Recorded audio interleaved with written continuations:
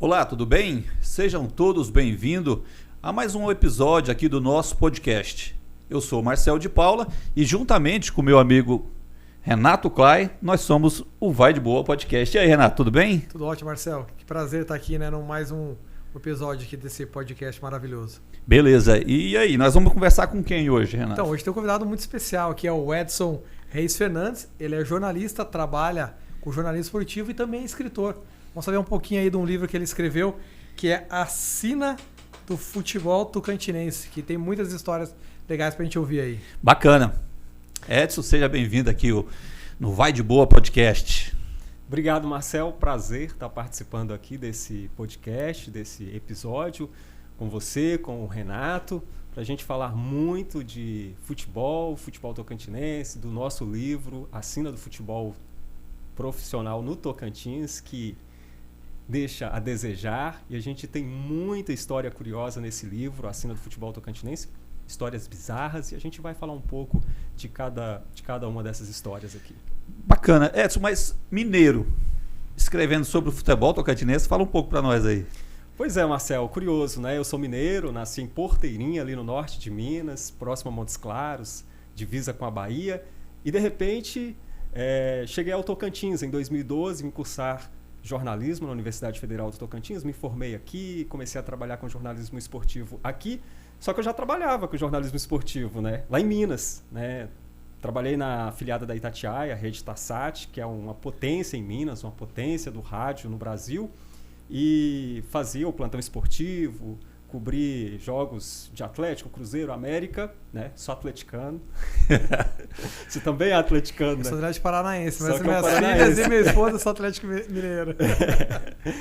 E aí, cheguei ao Tocantins, comecei a fazer jornalismo e fui pro web jornalismo. E aí comecei a acompanhar o futebol tocantinense, a história do esporte no Tocantins, principalmente futebol. E aí comecei a pesquisar, a levantar mais sobre o futebol tocantinense e fazer algumas críticas também, algumas observações. E reportando no dia a dia, me veio a ideia de escrever um livro, né? A Sina do Futebol Tocantinense. Oh, legal. Edson, agora é o seguinte, quando a gente fala assim, que você publicou um livro que fala sobre a história do futebol tocantinense, você trabalhou na Itatiaia, está lá no G1, você foi repórter, né, do Globo Esporte, então você tem uma carreira já, a gente pode dizer, consagrada aqui no jornalismo tocantinense. Mas assim, essa parte boa, né, do jornalismo, quando a gente está, né, Marcel? Que a gente está lá em cima, a gente, né, eu trabalhei também no Globo Esporte, quando a gente está como na televisão ou no rádio, todo mundo acha que o caminho foi fácil, né? Conta um pouquinho essa tua trajetória, como é que você começou no jornalismo? Que parece que passou uns perrengues aí. Cara, não foi fácil. Uma luta longa. Porque eu sempre tive aquela vontade, aquele sonho, né, de criança de ser radialista, de ser locutor. E também tinha aquele sonho de ser jogador de futebol. Quem nunca teve, né, esse sonho de ser né, jogador de futebol? Só que ser jogador de futebol era a missão mais difícil, né? E eu não levava jeito nenhum pro futebol. Tentava alguma coisa ali na defesa, na zaga, mas jogava de zagueiro, mas não levava jeito. E aí eu comecei a entrar no rádio, na Rádio Livre, né? Rádio Pirata. E, cara, os caras não queriam me dar uma oportunidade. Até que um dia, um cara da rádio me ligou. A gente tinha 2005, celular tijolão, né? O famoso tijolão. E aí o colega lá da rádio ligou, que era uma espécie de diretor, falou: a gente está precisando de um cara aqui para poder fazer a sonoplastia para o pastor da Igreja Universal. Você topa? Eu falei: topa. O negócio é entrar. Eu queria entrar. E aí fui. Cheguei lá e, assim, era uma rádio que ainda não tinha computador, né? Porque, assim, no início dos anos 2000, as emissoras do interior, várias emissoras do interior, começaram a implantar o sistema digital, né? Os computadores. E essa era uma emissora... até as rádios piratas já estavam, né? E essa era isso? Mais ou menos. Isso era em 2005. Era uma rádio simples, né? pirata, né? Livre. E aí comecei a fazer e tinha lá os aparelhos de CDs, MDs, lembra do MD? Lembro do MD. Demais. E aí eu cheguei lá, pastor, prazer, pastor e tal, com medo, né? Aquela coisa, aquela situação, nunca tinha, né? Só que eu já acompanhava mais ou menos, frequentava, tinha uma noção.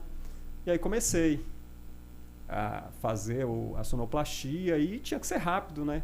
E aí fui pegando aquela prática ali e fui fazendo aquele serviço, até que um mês depois surgiu a oportunidade para fazer, para cobrir um rapaz que adoeceu, estava doente, e aí eu fui. E aí comecei a fazer locução. Aquela oportunidade de ouro, né? Que surgiu do nada, uma super oportunidade. abraçou.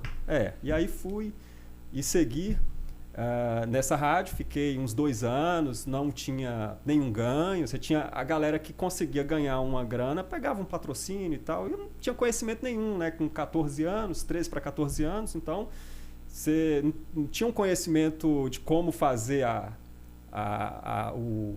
parte financeira chegar até você, né? E aí fui aprendendo, foi um processo de adaptação, de aprendizado, e depois fui para uma outra rádio já legalizada, uma rádio educativa, com patrocínio fixo. E em 2009 eu cheguei na educadora afiliada da Itatiaia, da rede Tarsat, né? Itatiaia é uma grande rádio até hoje, né? Em Minas, né? Essa rádio era afiliada na época na Certo. Itatiaia, né? Eu não sei como está a situação hoje, mas na época era afiliada, tinha um processo de afiliada, várias emissoras têm essa rede em Minas, que é o chamado Rede Tarsat. E aí, cara, foi ali que me despertou essa vontade de fazer jornalismo, né? Que foi lá que eu comecei a ter o contato com o jornalismo esportivo, com o plantão esportivo, Marcel. E aí você fez o jornalismo e acabou se especializando no esporte, né? Tem relação com a rádio, né? Nesse começo, que você aproximou do esporte ali na rádio e fez jornalismo, mas acabou se especializando em esporte, né? Exatamente. O rádio, assim, todo rádio ele chama a minha atenção, ele me desperta, assim, porque é uma coisa fascinante o rádio. E desde da programação musical ao jornalismo, ao esporte, mas foi no esporte que eu achei aquela coisa assim mais interessante, mais que me prendeu realmente.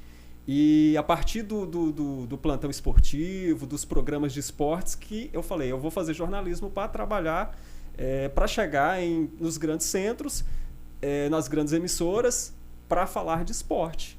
E foi aí que veio essa ideia E aí fui para o web, né? Não fui diretamente para o rádio. E aí tem, né? Mas assim, o desejo sempre foi o rádio, né? Então, assim, televisão, hoje fala, televisão. Não, cara, não gosto. Não tem essa televisão para mim. Mas rádio, sim. Eu acho rádio sensacional e Edson, deixa eu fazer uma pergunta aqui, porque depois eu vou revelar uma coisa para você, mas não sei se você sabe.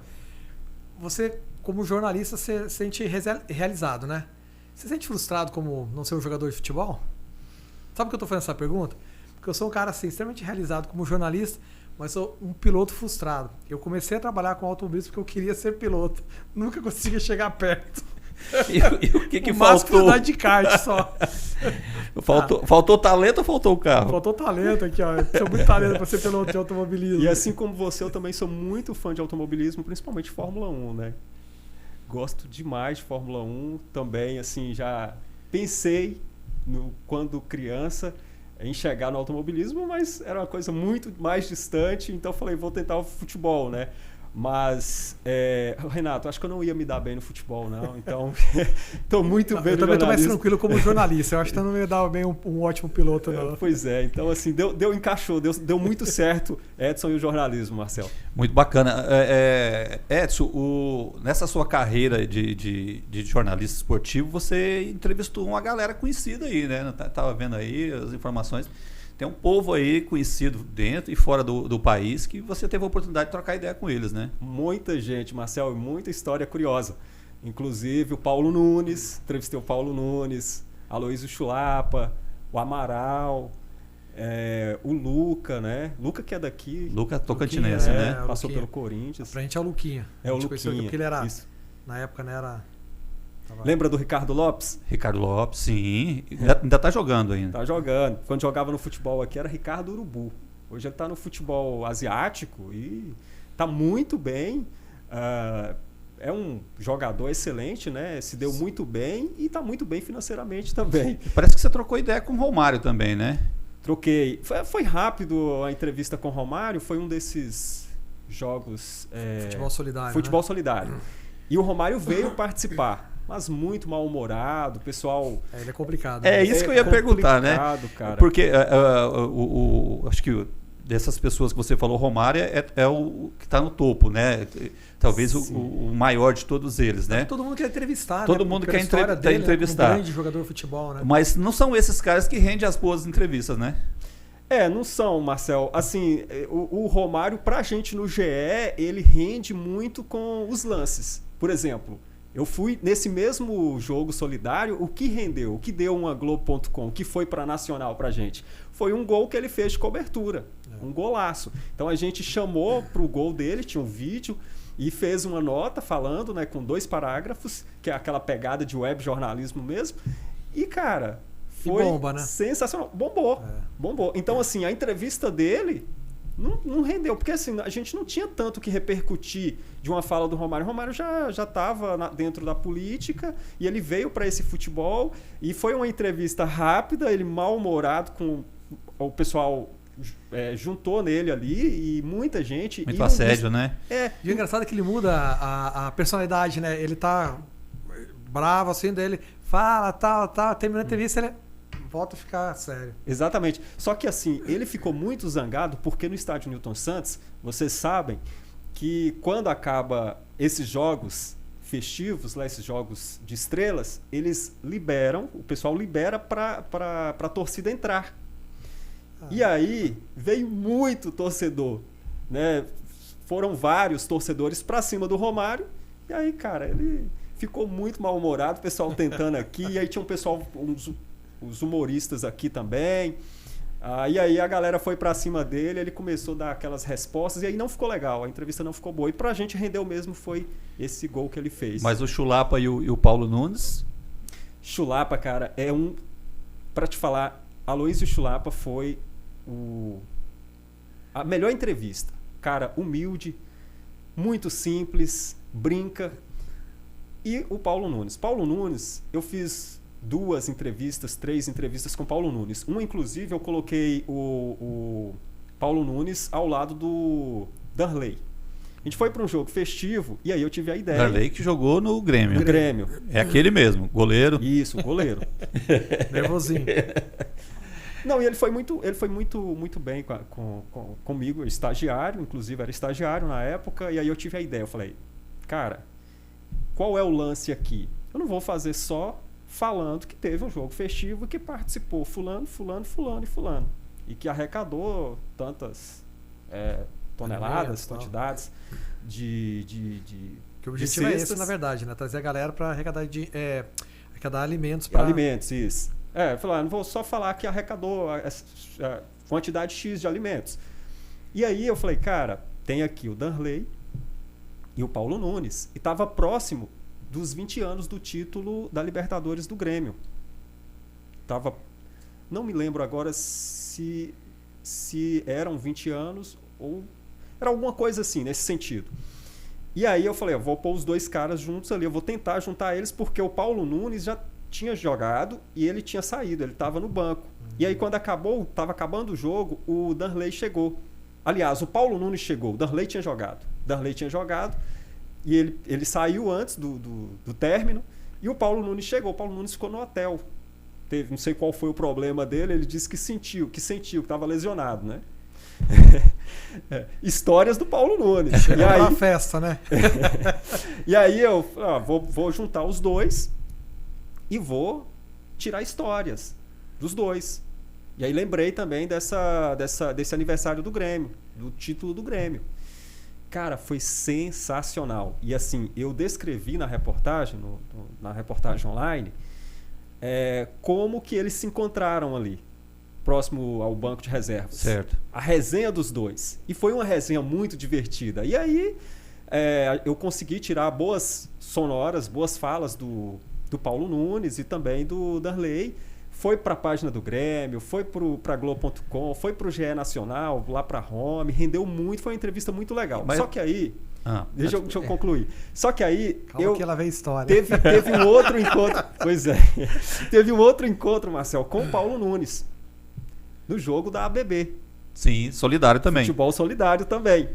E nesse futebol solidário, qual era a ideia, Renato? Era colocar Paulo Nunes, Amaral e Lucas juntos.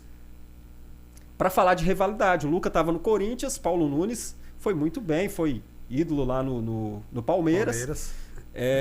O Amaral também. Palmeiras também. Corinthians também, né? Corinthians. Acho que ele só não jogou no São Paulo. Ele jogou no Corinthians e jogou no Palmeiras também. Aquele elástico que ele tomou do Romário é Corinthians, né? Foi no Corinthians. Marcelo, eu não tô lembrado, não. Eu lembro do elástico, mas não tô lembrado. Foi no Corinthians. Ele fala que acabou com a carreira dele. Ele fala brincando, lógico. E aí, aliás, na realidade era o Luca, o Aloysio Chulapa que estava também, o Amaral e o Paulo Nunes. E era fazer uma foto com eles para falar de rivalidade. E o Aloysio São Paulo, né? Sim. Então seria perfeito ali o encontro de todos. Os três se juntaram, eu fiz uma foto com os três, foto bem legal, os três ali, aquele bate-papo bem bacana, que rendeu também uma reportagem legal que foi para Roma e tal, eles falando, o Amaral falando de situações do Corinthians, o Luca também, e o Aloysio no São Paulo, né? Faltou o Paulo Nunes, né? Ficou fora. Interessante. É aqui curioso, né? Porque quando ele era estagiário, entrevistou o Paulo Nunes, rendeu uma grande entrevista, e depois de jornalista formado, experiente, não conseguiu, né? Tem dessas coisas, né? Mas é engraçado porque tem entrevistas que a gente planeja, a gente pensa como que a gente vai fazer e nem sempre fica legal. E às vezes quando a gente consegue essa tua sacada, é que você consegue ter o retorno. Isso é muito legal, cara. Eu lembro que fiz uma entrevista, Marcel, você vai lembrar que eu fiz com o Falcão, do jogador de futsal, e ele falou para mim, ó. Eu falei, ele. Que a gente fez no meio da Teutônio, porque ele chegou do aeroporto, tinha que vir correndo, era o ponto que dava para ele chegar da entrevista, ele daí ia jogar no amistoso aqui. Eu falei, a história de jogar no São Paulo que tá rolando aí, ele falou, cara, vou falar em primeira mão para você. Fechei com o São Paulo, vou jogar. E eu lembro que eu dei em primeira mão, a gente jogou pro Nacional. Só que aí não me deram crédito, cara.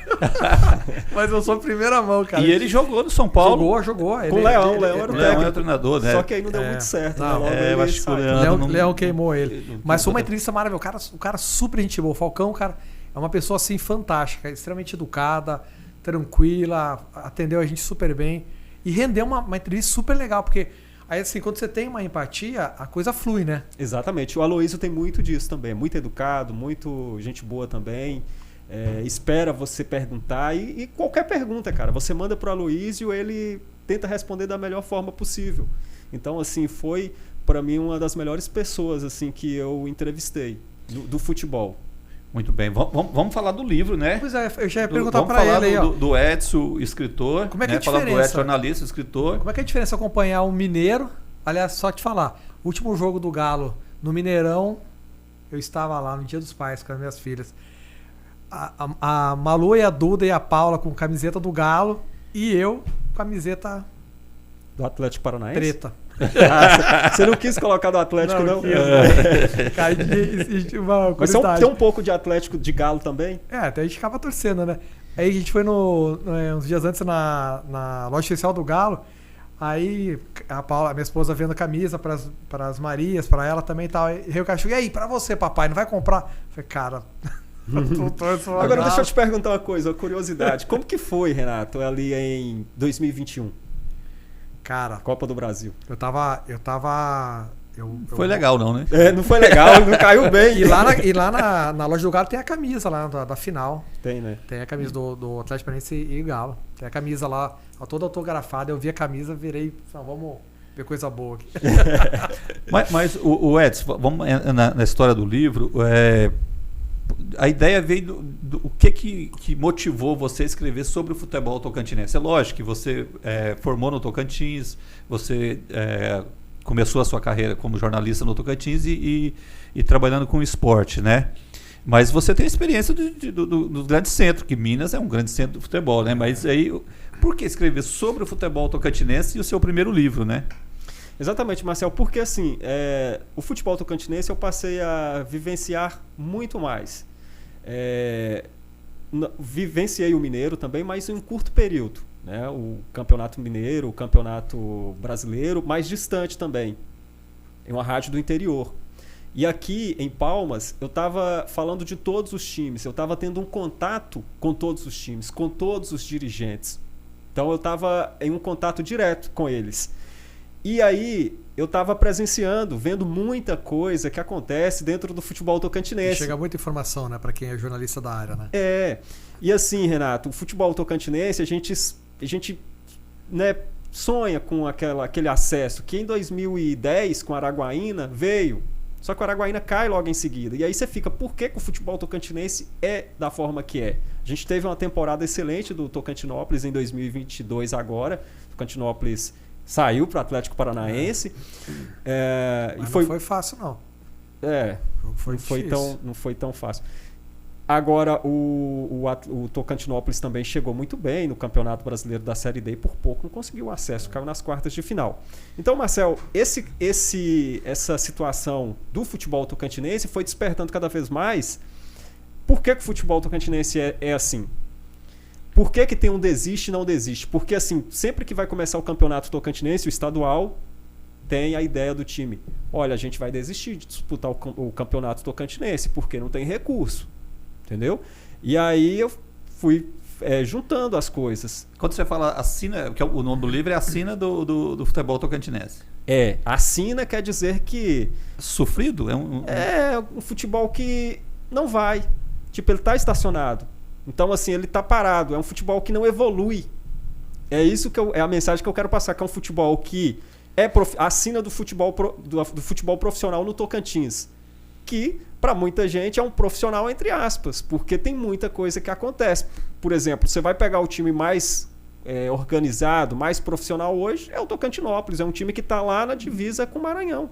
Do interior. Do interior de uma cidade que tem 22 mil habitantes. E não cabe mais, né, de se falar que é recente o futebol tocantinense, porque foi profissionalizado em 93. 93 o futebol passa a ser profissional e o Tocantinópolis é o primeiro campeão, né? Então, você pega de quando foi profissional para 2024 e a gente não tem um time na Série C, a gente não tem um time na Série B, não sonha com um time na Série B porque não tem um time na Série C, né? Então, você pega o estado do Amazonas, já teve diversos times, né? O São Raimundo por último, depois passou um longo período e agora tem o Manaus, né? Que subiu para a Série B. Pelo que você pesquisou para fazer esse livro seu, o futebol tocantinense é o pior do país? Ou tem piores? Marcel, tem piores. O futebol tocantinense está entre os piores. Está entre o Amapá, está entre Roraima, está entre Rondônia. Rondônia está bem... Se a gente for ver o ranking de federações, o Tocantins ele está ali...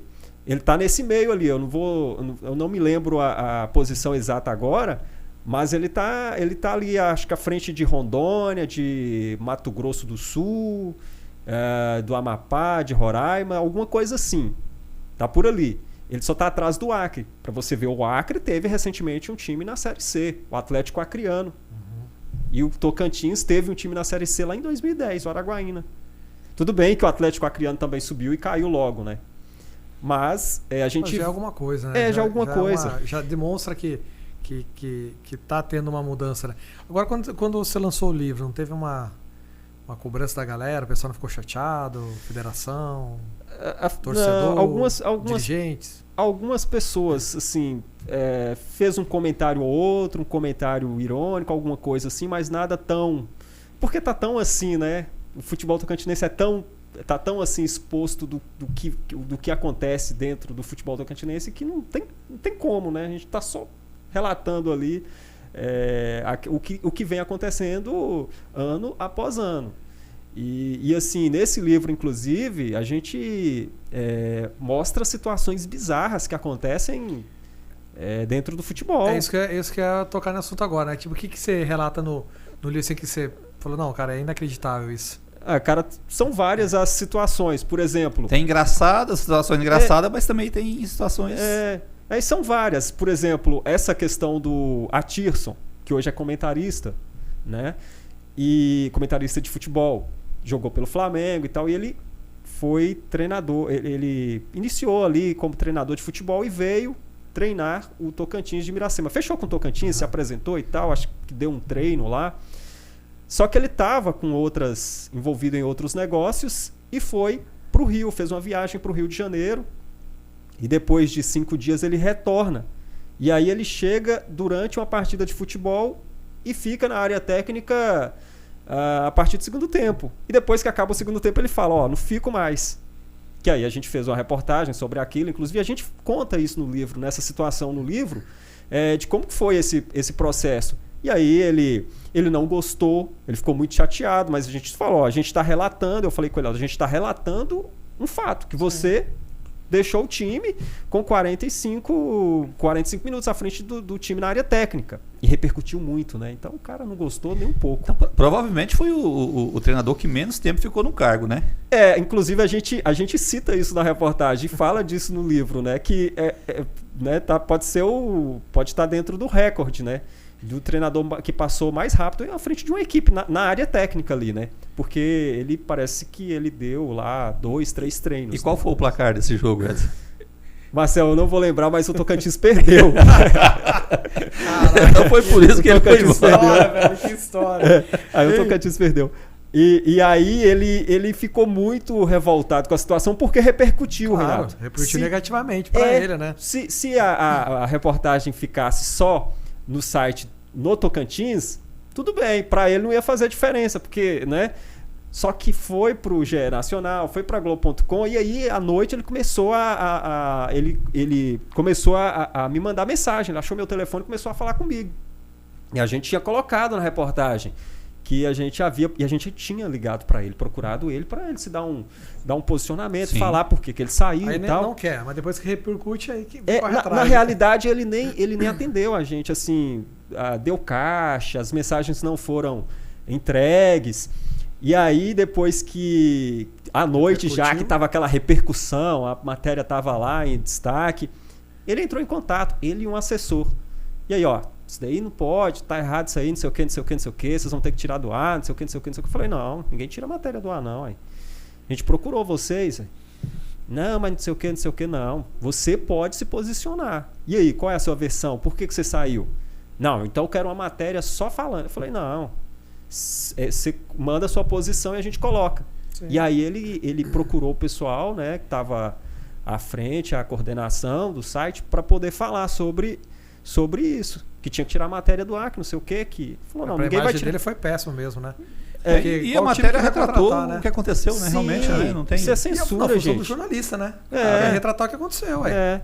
E aí ele ficou, ele o assessor, e aí eu passei pro pessoal, a minha coordenação falou, não, a gente não vai tirar a matéria do ar, não. Aí ele falou, então vamos processar. Matéria bombando, você vai tirar do ar, dando embora, tá doido? Olha só. E aí ele falou, vou processar. Aí beleza, a gente pegou e falou, processa. Porque não tinha direito, cara. Como que ele vai processar uma coisa que entendeu?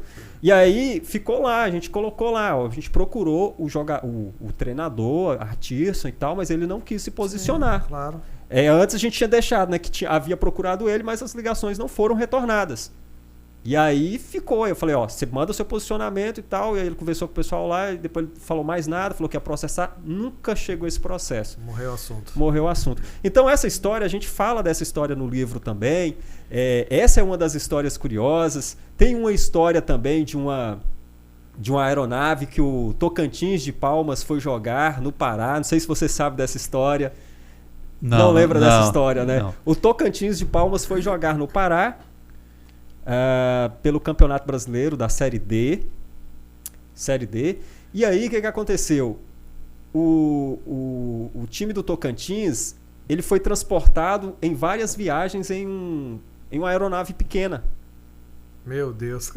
Olha só que situação. E aí quando chegou lá... Mais 6. Agora vai mais 6. E aí quando chegou lá... É 6, não? Ou é 4 na aeronave? Acho que é 4, né?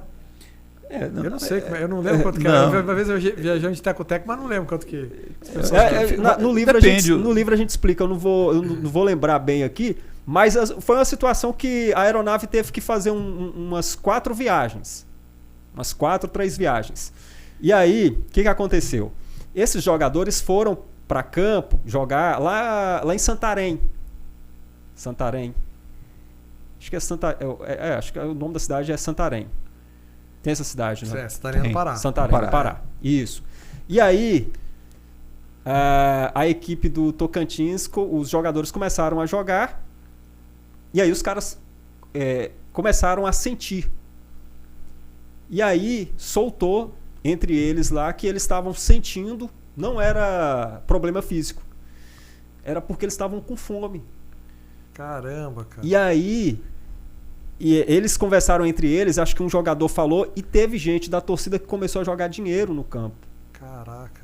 É uma situação de uma pessoa, porque assim, nesse livro eu conversei com algumas pessoas que acompanhavam o futebol na época, inclusive o Marcel acompanhou por algumas temporadas, né, Marcel? Pela CBN, né? Pela CBN, também como Cinegra. Também pela TV, alguns anos também. Então você lembra de muita história. Então eu comecei a ouvir pessoas que trabalharam na época, e inclusive essa fonte que esteve lá, ele conta, né? Tem todo detalhado. Então assim, eu também não vou entregar aqui, detalhar tudo, porque o pessoal tem que comprar o livro. Comprar o livro. Fazer um merchan aí, então, lógico.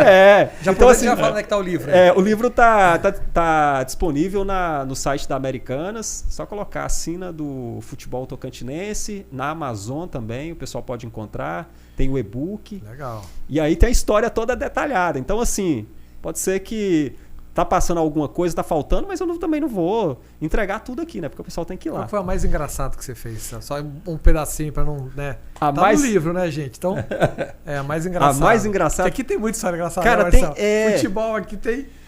Cara, são várias, assim. Tem história para mais um livro. Tem história para fazer vários uma minissérie. Várias edições, né? Edição 1, edição 2. Ou uma série. Uma série.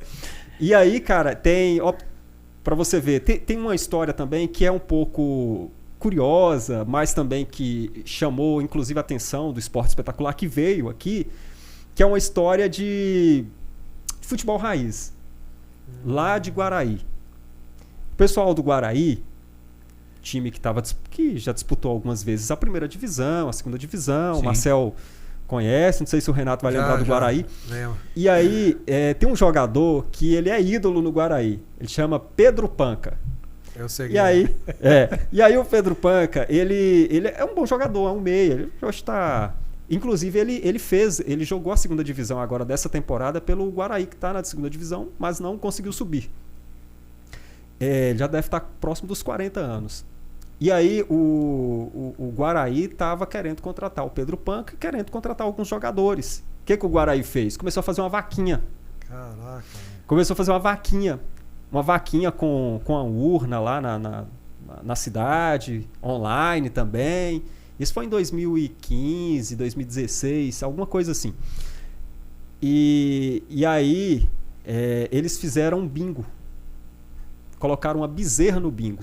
Olha só. É coisa do Tocantins mesmo, cara. Essa é uma das bizarras e do futebol raiz, porque assim, foi uma mobilização. E deu certo?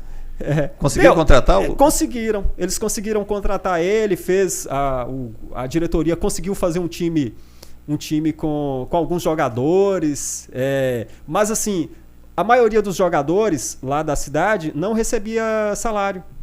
Eles jogavam... Trabalhavam, treinavam e jogavam, né? E jogavam.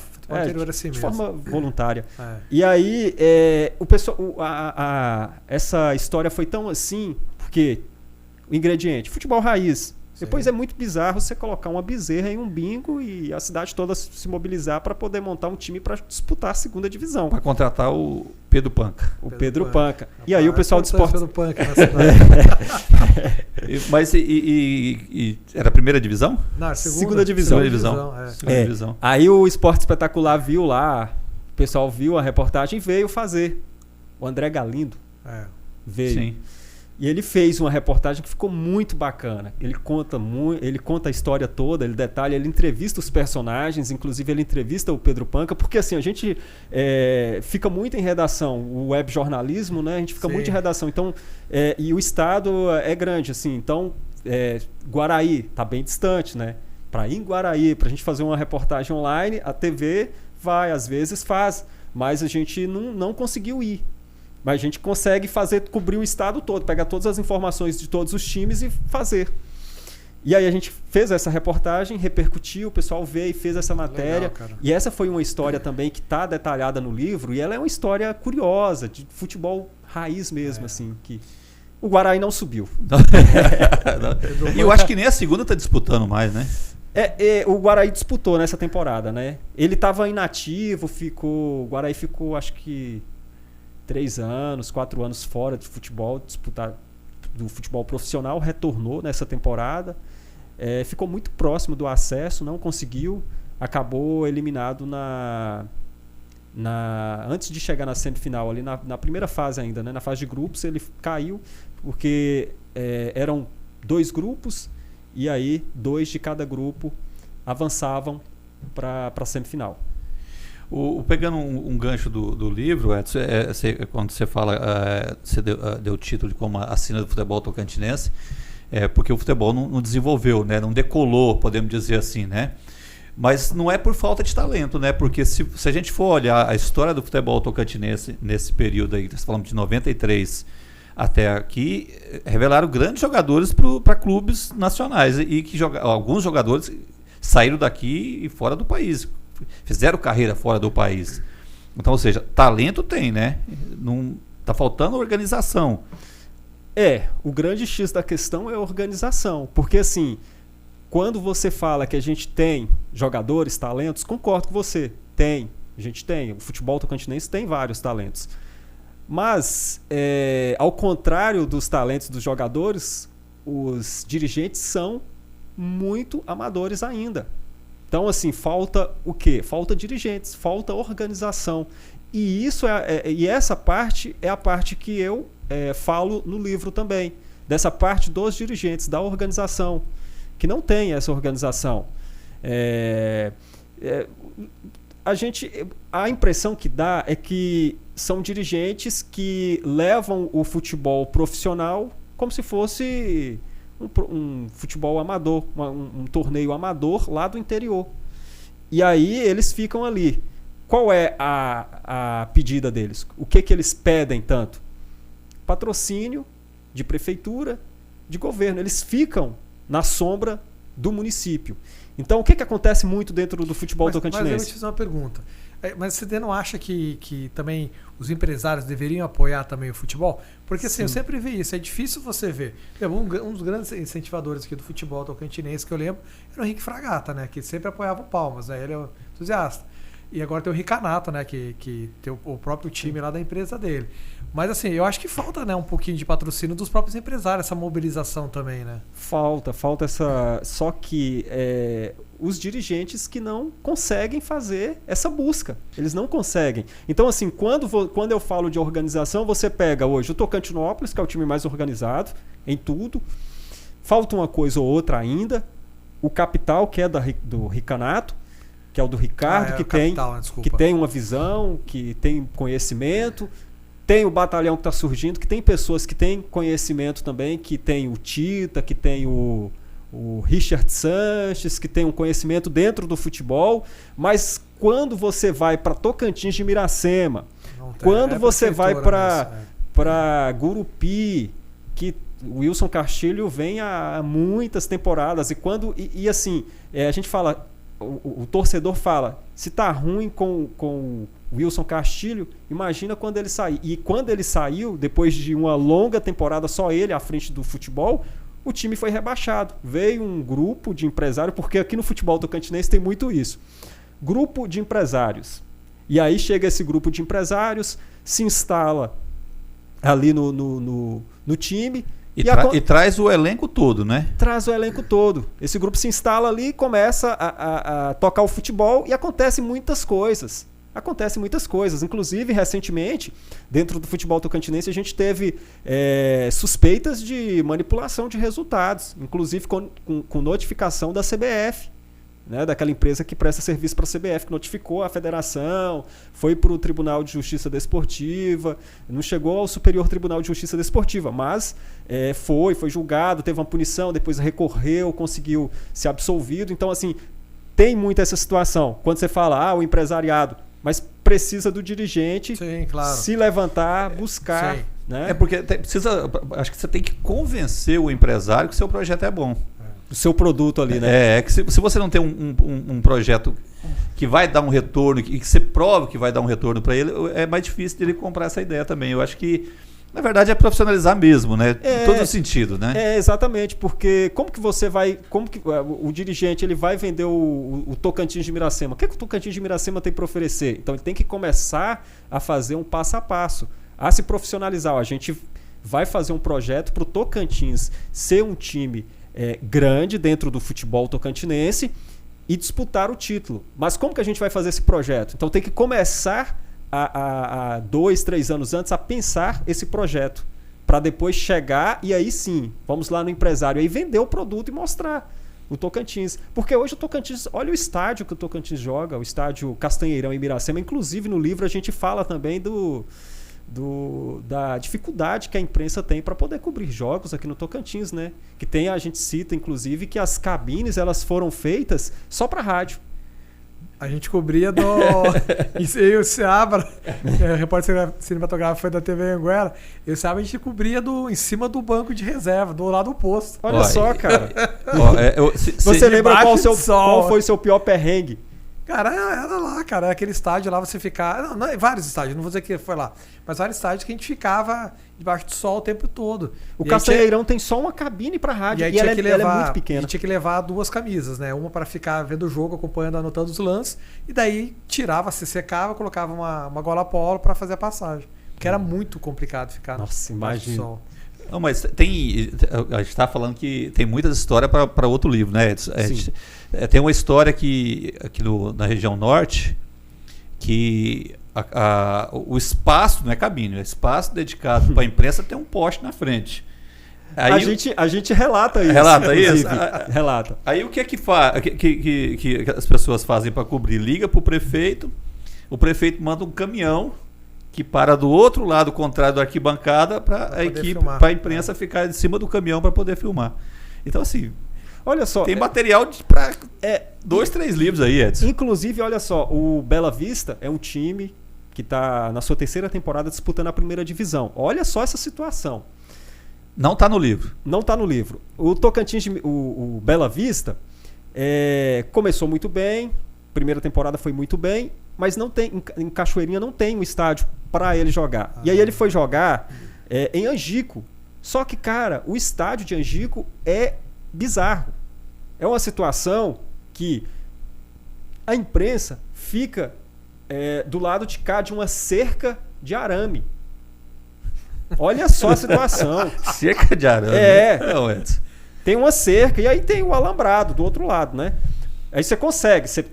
Tem um pessoal que fica do lado de cá. Consegue não, né? Não, você tem que conseguir, né? Você tem que conseguir passar. Você passa aqui do outro lado e aí tem um alambrado. Genial, é uma situação muito estranha, cara. O estádio que não tem estrutura nenhuma. O pessoal coloca uma tenda e aí fica aqui próximo. Coloca a tenda entre esse lado de cá. Vai ter uma cerca e vai ter um alambrado, né? Fica aqui entre o alambrado. E aí o pessoal coloca uma tenda próximo ao alambrado para poder fazer o jogo, né? E aí não tem uma cabine. E aí o que aconteceu? Esse jogo esse estádio foi da temporada 2022 em Angico. Em 2023. 2022, 2023. 2024 agora o Bela Vista, que continua na Série A, está jogando em Luzinópolis. É um estádio um pouco melhor em relação ao de Angico. Mas ainda assim você tem que pôr uma tenda para o povo ficar debaixo. Porque se você não pôr uma tenda, você vai tomar sol, você vai tomar chuva, você não tem condições. Você tem sorte, então, porque na nossa época não tinha isso, né, Marcelo? Era sol mesmo. Pois aí o interessante é que parece que o Bela Vista, o time lá, a diretoria, faz uma parceria com a prefeitura e a prefeitura ela passa para o pessoal as tendas. E aí eles ficam debaixo dessa tenda. Mas assim, gente, não é uma... Né, o estádio tem que ter uma cabine ali para o pessoal trabalhar. Né? Agora, você falou aí que seu livro tem história de treinador, tem história de estádio, gramado e a arbitragem. Passou ileso? Porque o árbitro sempre é vítima, né, de tudo, né? Essa parte da arbitragem vai ficar para uma próxima edição, Marcel. Então, isso que eu ia perguntar, assim, você já tem em mente o segundo livro, já ou não? Sobre o futebol, não. Tem um outro projeto de um outro livro, de uma outra história. Pode adiantar ou ainda é segredo? Deixar em segredo. Depois você volta e conta pra gente. Depois eu volto para contar, porque depende de muita coisa ainda, é uma outra situação. Mas ligado ao esporte? Não é do esporte. É uma outra situação. E assim, essa parte do livro inicialmente foi um projeto, né, é o primeiro projeto. Então, assim, é curto, né, são 100 páginas e traz resumidamente todos esses problemas. E futuramente, claro, eu penso em fazer um trabalho amplo, inclusive com arbitragem. Inclusive tem situação dos árbitros, de agressão a árbitro. A gente tem muita agressão a árbitro dentro do futebol tocantinense. E o futebol tocantinense, você falando de árbitro, tem uma arbitragem muito boa, né? Acho que o erro, cara, da arbitragem é normal, quem não erra, né? Então a gente vê o tempo todo no futebol brasileiro erros e mais erros, no futebol mundial, né? Então aqui, assim, a gente vê um erro ou outro, mas nunca vi nada tão assim... Uma coisa tão assim, falar, que erro bizarro, não. A gente vê um erro aqui, outro erro ali, mas eu vejo a arbitragem do Tocantins uma arbitragem muito boa. A arbitragem é muito bem preparada, inclusive a gente tem muitos árbitros hoje apitando pela CBF, né? Tem o Alisson, que vem muito bem, Alisson Furtado, né? Vem muito bem, vem trabalhando também no VAR, né? Na cabine do VAR, em diversos jogos da Série B, da Série A. Então ele vem fazendo um trabalho muito bem dentro do futebol nacional, dentro do futebol tocantinense. Então a arbitragem tocantinense ela está muito acima do que é o produto futebol hoje. Né? E o VAR tá chegando no Tocantins, no Campeonato Tocantinense? Vai demorar um pouquinho, viu, Marcel? Primeiro tem que chegar a transmissão. Primeiro tem que chegar. Vai demorar, uma demora sem previsão. Que sina, hein? Mas que legal, Edson. Que situação. É interessante essas histórias. É bom saber que você colocou isso no papel, sabe? Porque isso vai ficar para a eternidade. Eu acho que a gente, quando coloca isso no papel, outras pessoas futuramente vão ler, vão lembrar, vão dar risada, né? Porque às vezes quando você pega no assunto que é mais complicado, a pessoa fica chateada, mas depois lá pra frente ela entende. Tem uma história que, rapidinho, tem uma história que a gente não conta nesse livro, que eu descobri depois, através de um outro livro, que é uma história do Tocantinópolis. Eu não sei se vocês vão lembrar do sequestro do Tocantinópolis. Não. Eu lembro só das abelhas lá, né? Das abelhas eu lembro do sequestro. A situação das abelhas, essa situação das abelhas, acho que eu cito ela rapidamente no futebol, dentro da parte de bizarros. Você que estava lá, Marcel? Eu estava Você que estava, né? Em Tocantinópolis, estava. Você estava nesse jogo, né? Estava. No Lauro Assunção. Exatamente, Lauro Assunção. Não, essa eu posso contar, porque eu sou testemunha, né? Deixa eu concluir aqui. Sequestro, vai contar lá a história do sequestro. Vamos lá. Aí eu descobri num livro, tem um livro do Tocantinópolis, tem um livro só falando sobre o Tocantinópolis. Depois um rapaz que trabalhou comigo, que estagiou comigo no GE, ele fez também na graduação dele, a monografia dele é sobre o Tocantinópolis. Ele conta o ano de 2022 do Tocantinópolis. Dentro desse documento que ele faz, dessa monografia, ele conta a história do Tocantinópolis. Mas nesse livro, que conta a história do Tocantinópolis, eu descobri, através de um colega, que relata o sequestro do Tocantinópolis. O Tocantinópolis estava se preparando para um jogo pelo Campeonato Brasileiro da Série C na época, que a Série D é de 2009, então era a Série C. O Tocantinópolis ia jogar a Série C com uma equipe do Nordeste. E aí teve um assalto no Banco do Brasil, lá de Tocantinópolis. Tocantinópolis. E aí o banco era próximo de onde ficava o time. E aí os caras, o pessoal entrou no ônibus do Tocantinópolis para fazer a viagem. E o Tocantinópolis tem um ônibus, né? Vocês sabem que... E aí eles entraram no ônibus e esses caras que fizeram o Banco do Brasil, a grana, entraram no ônibus. Caramba. Eles pararam o ônibus em uma altura da cidade. Tem uma reportagem, tá no nosso site GE lá, já tem tempo que a gente publicou detalhando. Essa não tá no livro, a gente descobriu depois, né? Tem muitas histórias que a gente só vai descobrindo depois. Tempo, então, conversa. E aí essa dupla que fez o Banco do Brasil foi dentro do ônibus até, parece que Imperatriz. Caramba, cara. E aí Imperatriz eles combinam lá, entram em acordo lá para poder liberar o ônibus e eles seguirem viagem. E aí o pessoal da diretoria comunica, a CBF, eles fazem um comunicado por causa do susto, do atraso e tudo, e aí eles adiam o jogo para 2 dias, se não me engano, para 2 dias da data. Mas é uma história muito bizarra demais, né? Imagina. Que tá nesse livro e a gente conta ela. O psicológico do jogador, né? Os caras estão tudo armados e tal. E olha só, eu consegui na época, isso foi em 2003, eu consegui achar uma pessoa que estava na delegação do Tocantinópolis, que fazia parte da comissão técnica. Presenciou, então. E me deu uma entrevista. Pô, legal. Tá, legal. A gente publicou no site isso. Não, muito bacana. Não, a história das abelhas, só pra gente, para não passar batido, nós tocamos no assunto, era eu acho que era, não me lembro se era final de campeonato, não era final de campeonato, final, né? Era final de campeonato contra o Palmas. E aí chegou lá e descobriram que tinha um enxame de abelha na arquibancada. E aí um cidadão teve a ideia de cutucar as abelhas para elas ir embora. E aí elas invadiram. Que inteligente, hein? Que inteligente. E aí elas começaram a atacar todos os torcedores que estavam ali em volta e eles invadiram o gramado junto com o jogador, com todo mundo ali. E aí a abelha atacando todo mundo e a ambulância socorrendo gente. Cara, quase atrapalha a final de campeonato. E o Palmas foi campeão, né? Nesse jogo. Eu acho que o Palmas foi o campeão. Acho que o Palmas foi o campeão. Isso mesmo, depois eu resgatei o livro, o vídeo nos arquivos, a gente lembra aquele acidente do Palmas em 2021, então a gente pegou e fez várias matérias da história do Palmas e a gente resgata esse vídeo e a gente realmente o Palmas foi campeão.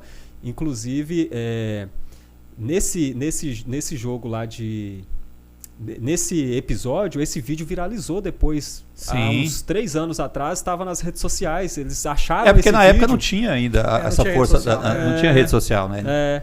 Ele viralizou nas redes sociais, o povo estava compartilhando. E aí depois a gente pegou e conseguiu resgatar ele para essa reportagem retratando, falando do Palmas. Não, muito bom. Tomara que a gente faça parte do próximo livro, né, Renata? O próximo vai ser bem amplo. Eu vou entrevistar o Marcel novamente e agora o Renato também. Renato também acompanhou muito tempo, né? Foram quantas temporadas? Cara, eu fiquei de 2004, foi 4 anos, né? 4 anos, né? Fez rally também, né? Tem umas partes do rally tua que é... Eu e o Marcel tem uma história muito legal. A gente fez uma matéria de rally, né, Marcel? Vamos fazer um livro também. Vamos escrever um livro. Os meninos em cima da árvore e tal. A gente, cara, foi top. Acho que o esporte tocantinense ele tem boas histórias que tem que ser registrado, né? Eu até te perguntar isso, Edson. Quando você começou a desenvolver esse projeto do livro, você tinha noção que talvez seja a primeira história registrada em livro do futebol tocantinense ou da história do futebol tocantinense, que no futuro isso aí vai ser, o Renato acabou de falar, vai ser, né, vai servir de pesquisa para muita história, né? Quando a gente vai falar do futebol brasileiro, qual é o clube mais antigo? Aí você vai buscar, acha. E até então não tinha registro em livro da história do futebol tocantinense, né? Não tinha, né? Assim, a gente tinha o jornal, né, do Tocantins que publicava alguma coisa, mas edições impressas. Então, nem todo mundo vai ter acesso, né? E o livro, além do livro, a gente tem um site hoje, né? Porque assim, antes você não tinha o web jornalismo, hoje fica tudo registrado, né? Então você pensa numa reportagem lá de 2015, né? E assim, a gente fez muita coisa também no site, relembrando histórias, né? E no livro a gente resume tudo, reúne tudo. Então, para quem vai pesquisar, para quem vai fazer algum trabalho sobre o jornalismo esportivo, esse livro serve de base. Claro que ele não tá aprofundando tanto, porque é um primeiro trabalho, ele resume, mas ele dá um caminho, né? E inclusive eu tenho um histórico, lá no livro tem um histórico das participações do Tocantins em Copa São Paulo. O Tocantins nunca, né, passou para a segunda fase de Copa São Paulo. O Tocantins começou a disputar a Copinha em 2000 e a gente nunca, cara, teve um time do Tocantins indo à segunda fase da Copa São Paulo. O nosso melhor feito na Copinha foi o Interporto vencendo o Fluminense exatamente. Em 2017 por 2-1. Foi uma... isso que eu ia dizer, né? Só de não ser goleado já é uma vitória, né? Porque não passa da primeira fase. Agora, recentemente, a gente teve 9-0 do Atlético Paranaense em cima do Sparta. O Atlético Paranaense, que o time sub-20 é treinado pelo Caco Espinosa. Chegou até as oitavas, aí foi eliminado. Isso. Mas isso é outra história que vai render muito, né? Porque, na verdade, o nível é muito diferente, né? Da base dos grandes centros com a base do Tocantins, né? Exatamente. Então, e assim, dá para cobrar. Você imagina que o futebol profissional tem dificuldade de investimento, imagina a base. Né? Então, e o Atlético Paranaense sempre tem uma base muito boa de revelar, principalmente goleiros. Sim. Mas é isso, né, cara, Renato? que papo legal, né? Bacana. Agradecer já? que eu... Boa, né? Quer falar?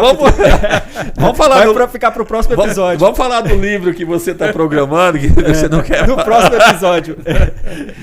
Mas é isso, Edson. Primeiro agradecer você aí de estar aqui com a gente compartilhando essas histórias, né? E falando um pouco da sua trajetória, do seu livro. Dizer que foi muito bacana e a gente agradece demais a sua presença aqui. Não, agradeço. E que bom que você veio de Minas, né, para poder fazer esse trabalho aqui no Tocantins, porque é legal. Palmas, Tocantins é um... Falar Tocantins é um estado que vem muita gente fora. Então que legal que você tenha escolhido o estado e feito um ótimo trabalho aí. Continua fazendo, né, na área esportiva.